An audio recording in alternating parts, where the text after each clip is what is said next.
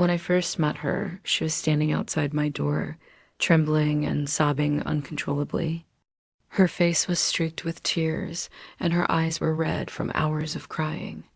She had nowhere else to go, and every ounce of hope in her seemed to have been crushed by the betrayal of someone she had trusted most, her fiancé.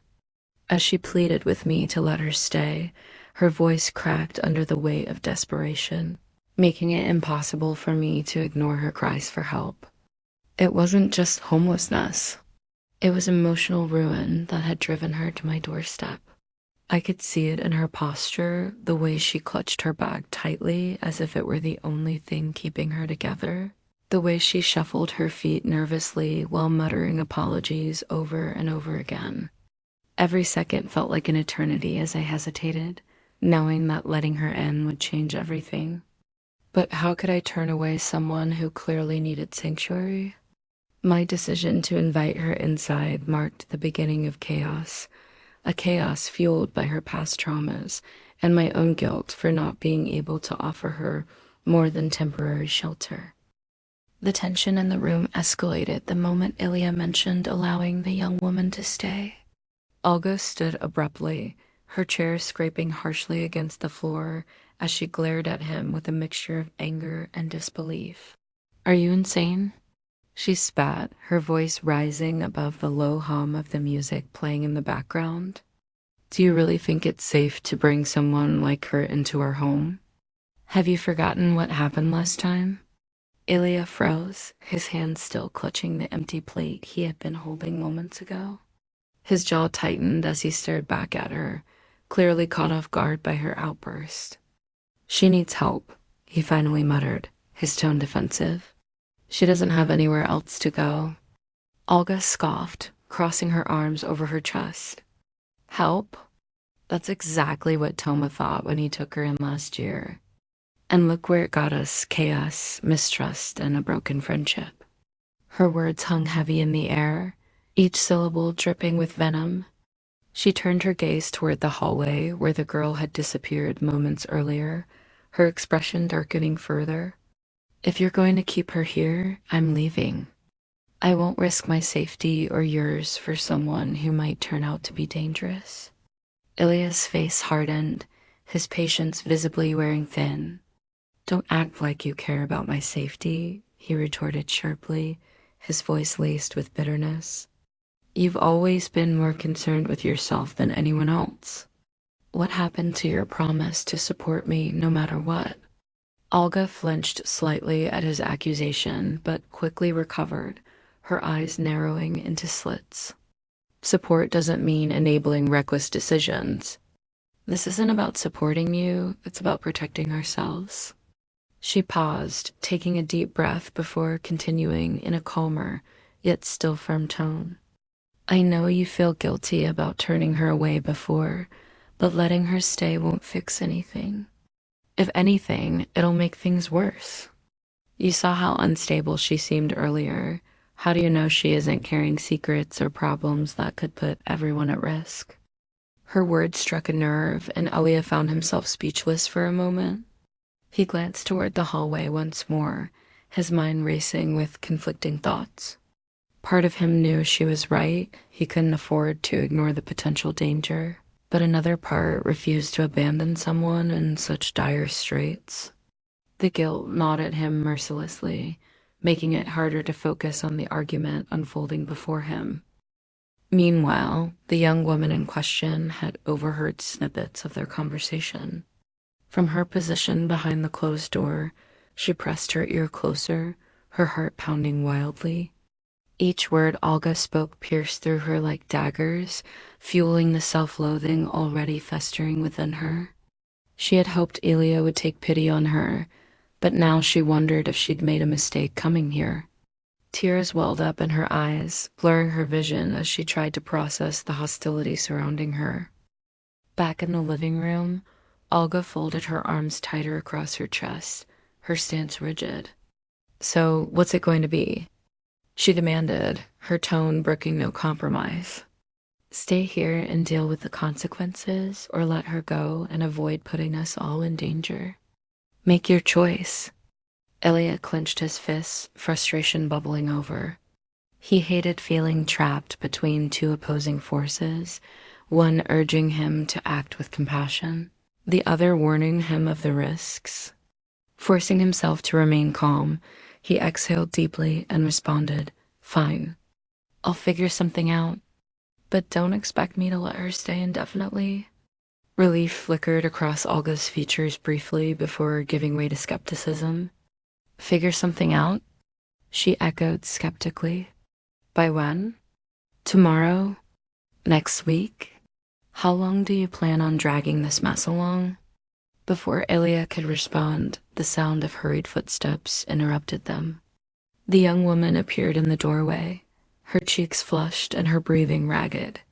Her gaze darted between the two of them, uncertainty clouding her expression. I heard everything," she stammered, her voice trembling. "I didn't mean to cause trouble, I just needed somewhere safe to stay." Olga's lips curled into a sneer. "Safe? Is that what you call this? A ticking time bomb?" The young woman recoiled, her lower lip quivering. "Please," she whispered, tears spilling down her cheeks. "I don't have anywhere else."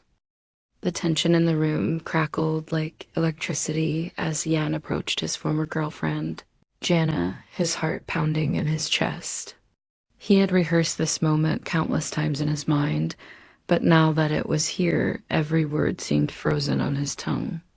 Jana sat across from him, her arms crossed tightly over her chest, her expression unreadable. The silence stretched between them, thick and oppressive, until Jan finally managed to choke out, "I'm sorry." Her reaction was immediate and cutting. "Sorry?" she repeated, her voice sharp enough to cut glass. "That's all you have to say? After everything you've done?" Jan winced, his fingers tightening around the edge of the table. "I know it's not enough," he admitted, his voice barely above a whisper. "But I truly mean it. I want to make things right between us." Jana snorted derisively, leaning back in her chair. "Make things right? You broke my trust, Jan. Trust isn't something you can just snap your fingers and fix." She paused, her eyes narrowing as she leaned forward slightly. "If you're serious about apologizing, prove it. Show me you've changed, not with words, but with actions." The challenge hung in the air like a guillotine blade, casting a shadow over their conversation. Jan felt the weight of her skepticism pressing down on him, making it hard to breathe. He had expected resistance, but this level of distrust cut deeper than he anticipated. His shoulders sagged under the pressure, and for a moment, he wondered if he'd made a mistake coming here at all. Behind him, the faint hum of the cafe filled the void left by their silence. People moved around them, oblivious to the storm brewing between the two former lovers. Jan shifted uncomfortably in his seat, his palms sweating despite the cool temperature of the room. He had known this wouldn't be easy, but seeing the coldness in Jenna's eyes made him realize just how far he had fallen. "I understand," he said finally, forcing himself to meet her gaze. "And I accept that proving myself will take time. But I promise you, I will do whatever it takes to earn your forgiveness." Jana raised an eyebrow, clearly unconvinced. "Whatever it takes? Really? So, what's your first step?" Jan hesitated, his mind racing. He hadn't anticipated this level of scrutiny. I don't know yet," he admitted, frustration creeping into his voice. "But I'll figure it out. Just give me a chance." "A chance?" Jana repeated, her tone laced with sarcasm. "You've had plenty of chances already, Jan.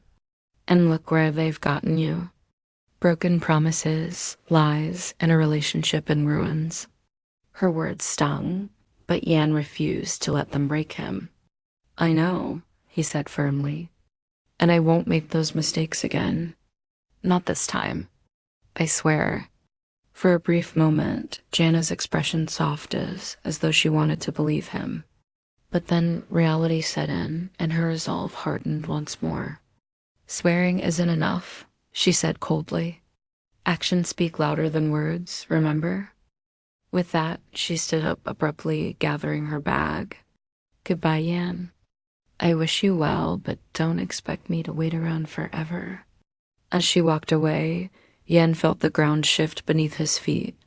The weight of his failure pressed down on him, heavier than ever before. He had come here hoping for redemption, but instead, he found himself staring at the ruins of what could have been. In the dim light of her apartment, Kaya sat hunched over, her hands gripping the edge of the table as if it were the only thing anchoring her to life. Her breaths came in shallow gasps, each one a battle against the relentless pain clawing at her chest. The diagnosis had been clear a heart condition that could strike without warning, leaving her alone to face its fury. Yet, she refused to yield to the medication prescribed by her doctor, choosing instead to endure the agony silently. It wasn't just physical torment. It was a war raging within her soul, a silent scream echoing through the empty corridors of her mind. Every fiber of her being screamed for relief, yet she pushed forward, determined to confront the inevitable alone. Memories of past failures haunted her moments when she had sought comfort only to find rejection. These echoes of loneliness amplified her suffering, making it nearly unbearable. The walls of her small apartment seemed to close in, suffocating her with their oppressive silence. She imagined herself slipping away, her body succumbing to the darkness that had always lurked just beyond reach. Her thoughts drifted back to the night she had stood outside Elia's door, trembling and broken. That same vulnerability coursed through her veins now, but instead of seeking solace, she embraced the pain as penance for sins she could neither name nor absolve. The irony was cruel. She had come to rely on others, only to be abandoned time and again. Now she clung to her solitude as both shield and burden, unable to reconcile the two. As the minutes ticked by, the pain intensified, threatening to consume her entirely. Her vision blurred, colors fading into muted tones as fatigue set in. Yet, even as despair threatened to overwhelm her, a strange resolve took hold. She thought of the young woman who had stumbled into Ilya's home earlier that evening, a stranger in desperate need of refuge. Kaya wondered if she too had been that vulnerable once, clinging to hope amidst the wreckage of her own life. Perhaps, in some twisted way, she owed it to the world to bear her cross alone. The door creaked softly behind her, breaking the spell of isolation. Startled, Kaya turned her head slowly, her heart leaping into her throat. There stood Andre, his presence both unexpected and unwelcome. He had followed her home after their brief encounter at the subway station, sensing something amiss. His brow furrowed with concern as he took in her pale complexion and labored breathing. Kaya, he began, his voice steady but tinged with urgency. What's happening? Why aren't you resting? She shook her head weakly, unable to articulate her pain. Instead, she reached for the bottle of pills on the counter, holding it up as if to ward him off. Leave me alone, she rasped, her voice raw with exhaustion. This is my fight. Andre stepped closer, disregarding her plea. Your fight? Or someone else's? You're dying, Kaya. Let me help. His words struck a chord deep within her, resonating with truths she had long suppressed. For the first time in years, she allowed herself to consider the possibility of surrender. But even as hope stirred within her, fear gripped her heart. What if accepting help meant losing control? What if the pain never truly went away? Please, Andre implored, his eyes searching hers. Let me in. Together, we can face this. Kaya hesitated, the weight of her decision pressing down on her like a physical force. Finally, she nodded, her resolve crumbling beneath his determination. As he guided her to the couch, she realized she wasn't alone anymore. In that moment, the darkness receded, replaced by a fragile yet enduring light. The tension in the room was palpable as Tamara stood nervously before Tom, her former boyfriend. Her heart raced as she prepared to plead her case, hoping against hope that he would take her back. She had spent weeks planning this moment, imagining how sweet it would be to reunite with him after their bitter breakup. But reality hit hard when Tom's cold demeanor became evident the moment she opened her mouth. "Please," she began, her voice trembling with emotion. "Let me come back. We can start over, forget about everything that happened." Tom crossed his arms, his expression unyielding. "Forget about it?" he repeated, his tone biting. "You lied to me, Tamara. You betrayed me in ways I never thought possible. Do you honestly expect me to just pretend none of that ever happened?" Tamara flinched at his words, tears welling up in her eyes. She had known this wouldn't be easy, but hearing the truth laid bare made her stomach churn with humiliation. "I'm sorry," she whispered, her voice cracking. "I was wrong. I admit it. But I've changed. I've learned from my mistakes." Tom snorted derisively, shaking his head. "Admitting fault isn't enough. Actions speak louder than words, Tamara. You need to show me you're serious about changing, not just talk about it." He gestured dismissively toward the group gathered nearby, many of whom had witnessed their exchange. "Look around you. Everyone here knows what you did. Do you really think they'll forget?" The weight of his words crushed her spirits further. She glanced at the faces of her friends and acquaintances, each one a reminder of the public shame she had brought upon herself. Panic rose in her chest as she realized the full extent of the damage she had caused. Her reputation, once untarnished, now lay in ruins. "I understand," she stammered, her confidence crumbling under the scrutiny. "But please, give me another chance. I'll do whatever it takes to prove myself." Tom sighed heavily, running a hand through his hair. "Prove yourself? To who? Yourself, me? The entire neighborhood?" He shook his head again, his expression softening slightly, but not enough to offer hope. "Tamara, I appreciate the effort, but trust isn't something that can be rebuilt overnight. It takes time and consistent proof." Her lower lip trembled as she fought back tears. "I'll give you time," she promised, her voice barely audible. "Just let me stay." "Please." Tom hesitated, clearly torn between compassion and pragmatism. But then he made his decision, and it was final. "No," he said firmly. "I can't take you back, Tamara. Not now, not ever." The room fell silent, the air thick with tension. Tamara felt the blood drain from her face as the enormity of his rejection hit her. She stumbled backward, clutching at the wall for support. The ground beneath her feet seemed to give way, plunging her into a spiral of despair. Her dream of reconciliation had shattered, leaving her hollow and defeated. As she walked away, her dignity battered and bruised, she couldn't help but wonder if she deserved this fate. Had her lies and deceit truly destroyed her future? Would anyone ever trust her again? Andre's heart sank as he watched the young woman fumble with her map, her movements frantic and uncertain. Something about her demeanor set off alarm bells in his mind, and he couldn't shake the feeling that she was in grave danger. When she asked for directions to the nearest subway station, he offered to guide her personally, sensing an opportunity to ensure her safety. As they walked together, he noticed how frequently she glanced over her shoulder, her eyes darting nervously from side to side. It wasn't paranoia, it was genuine fear. "You seem nervous," he said gently, trying to ease her discomfort. "Is everything okay?" She hesitated, her lips parted as though she wanted to speak, but couldn't find the words. Finally, she shook her head slightly. "It's complicated," she murmured, her voice barely audible. Andre frowned, his instincts sharpening. "Complicated how?" Her gaze dropped to the ground, her fingers twisting anxiously at the hem of her jacket. I I think someone's following me, she confessed, her voice trembling.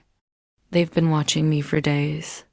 I don't know why, but I can't shake the feeling that they mean harm. Andre's blood ran cold. Why didn't you tell anyone? He demanded, his tone sharper than intended. You shouldn't be out here alone if you're in danger. She flinched, her eyes widening in surprise. I I didn't know who to trust, she admitted, her voice quivering. I thought if I stayed hidden, they'd leave me alone. And now? Andre pressed, his concern growing. Now you're walking right into the open. Don't you realize how dangerous that is? She bit her lip, tears welling up in her eyes. I don't have a choice, she whispered. I need to get away. If I stay, I'm afraid they'll find me. Andre cursed under his breath.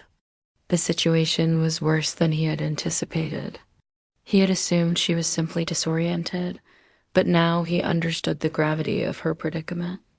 Without hesitation, he grabbed her arm gently but firmly. Listen to me, he said, his voice commanding. You're not safe. Whoever these people are, they're persistent. We need to get you somewhere secure. She tried to pull away, panic flashing in her eyes. No, please. I don't want to involve you. I'll be fine on my own. Andre held firm, his grip steady. You won't be fine on your own. Not like this.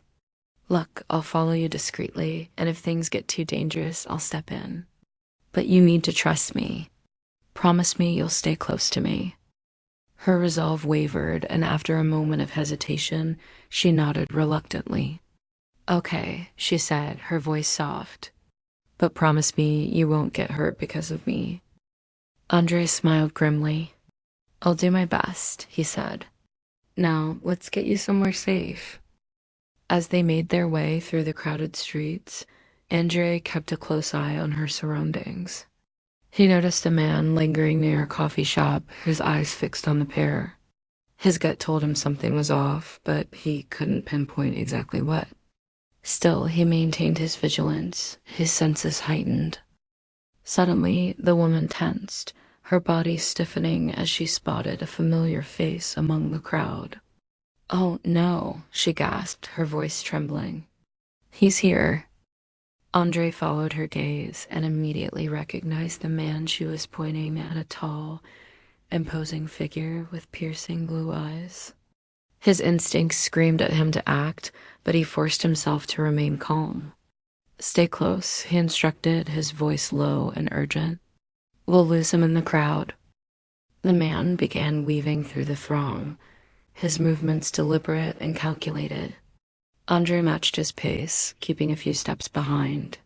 He could feel the woman trembling beside him, her fear palpable. Every instinct urged him to confront the man directly, but he knew that would only escalate the situation. Patience was key.